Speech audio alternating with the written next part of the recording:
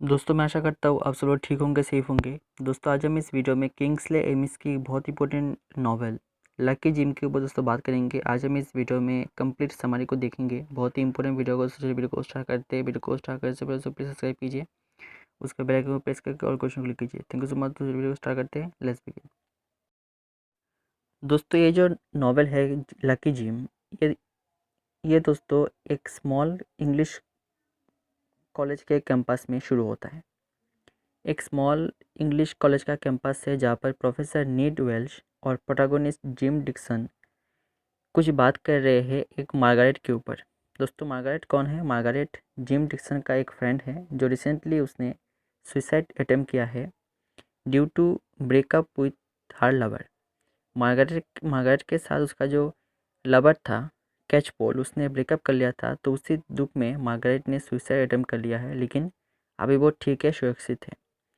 उसके बाद तो प्रोफेसर नीड और डिम जो जिम डिक्शन है वो एक जिम डिक्शन के एक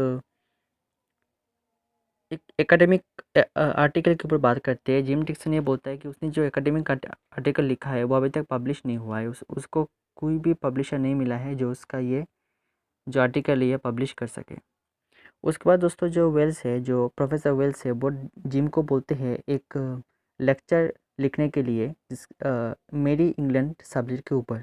ठीक है, वेल्स जो प्रोफेसर है वो डिक्सन को ये बोलते हैं कि मेरी इंग्लैंड जो सब्जेक्ट है उसके ऊपर एक लेक्चर लिखने के लिए। तो उसके बाद जो जिम है वो इस लेक्चर को लिखने का काम शुरू कर देता है।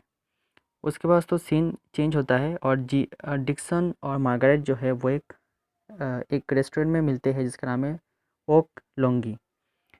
यहाँ पे दोस्तों ये दोनों मिलते हैं और ड्रिंक करते हैं और जो भी बात है वो करते हैं। मार्गारेट डिक्सन को ये बोलती है कि किस तरह से उसने सुसाइड अटेम्प्ट किया है, लेकिन अब वो ऐसा कभी कभी नहीं करेगी क्योंकि उसके साथ जो उसका लवर था कैच पॉल, उसका संपर्क अभी नहीं है।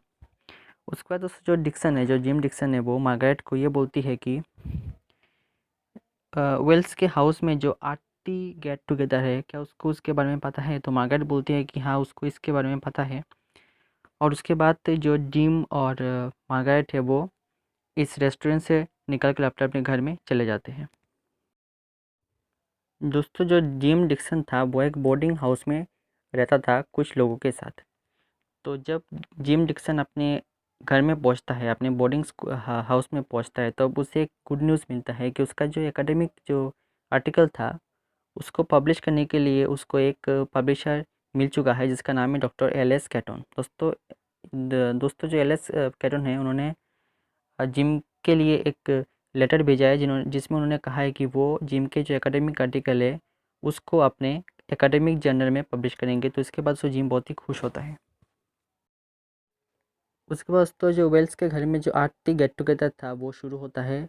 जिम डिक्सन, मार्गारेट और सभी उस गेट टुगेदर में मिलते हैं। उस गेट टुगेदर में दोस्तों जिम के साथ एक औरत की मीट होती है जिसका नाम है क्रिस्टिन। दोस्तों क्रिस्टिन जो था वो प्रोफेसर वेल्स का जो बेटा था उसका लवर था। लेकिन धीरे धीरे डिक्सन के साथ जो क्रिस्टाइन थी उसका प्यार शुरू हो गया था। उसके बाद तो गेट टुगेदर के बाद जो जिम डिक्सन है वो वेल्स के घर में ही रह जाता है। और एक दुर्घटना दोस्तों होता है कि जब जिम डिक्सन जो होता है वो स्मोकिंग करते करते सो जाता है। और सोने के बाद जो प्रोफेसर वेल्स के जो बेडशीट थी वो जल जाता है। सुबह उठकर जिम ये देखता है कि जो प्रोफेसर वेल्स की जो बेडशीट है और जो टेबल है वो जल जाता है क्योंकि जो जिम था वो स्मोकिंग करते करते सो गया था। अनफॉर्चुनेटली उनका जो बेडशीट है वो जल जाता है।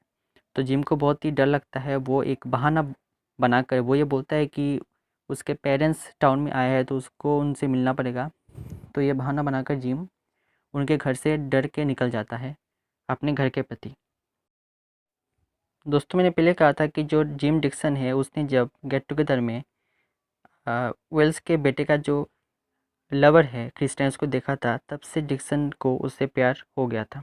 हालांकि डिक्सन कहीं ना कहीं मार्गारेट से प्यार करता, लेकिन ये एक वुमेनाइजर था। तो अभी डिक्सन को क्रिस्टियन बहुत ही पसंद आ चुकी है। तो डिक्सन क्या करता है, चुप चुप कर क्रिस्टियन से मिलता है और क्रिस्टियन भी धीरे धीरे उसको पसंद करना शुरू कर देती है। और ये दोनों मिलकर ये ठीक करते हैं कि वो ट्यूसडे को एक होटल में मिलेंगे फिज़िकल रिलेशन के लिए।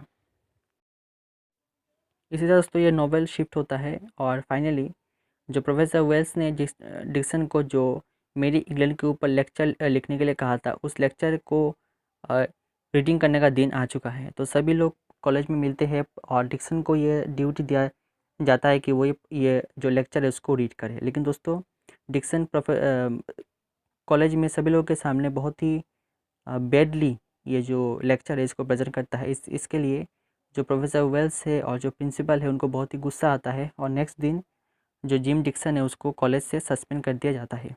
दोस्तों जिम डिक्सन कॉलेज में एक टेम्पोररी प्रोफेसर था, उसके परमानेंट होने का चांस था, लेकिन ये जो कांड उसने किया था बैडली तरीके से, उसने जिस तरह से ये लेक्चर को प्रेजेंट किया था सबके सामने, इसके द्वारा जो प्रोफेसर वेल्स थे और प्रिंसिपल थे उनको बहुत ही गुस्सा आया और जिम को उन्होंने अपने कॉलेज से सस्पेंड कर दिया।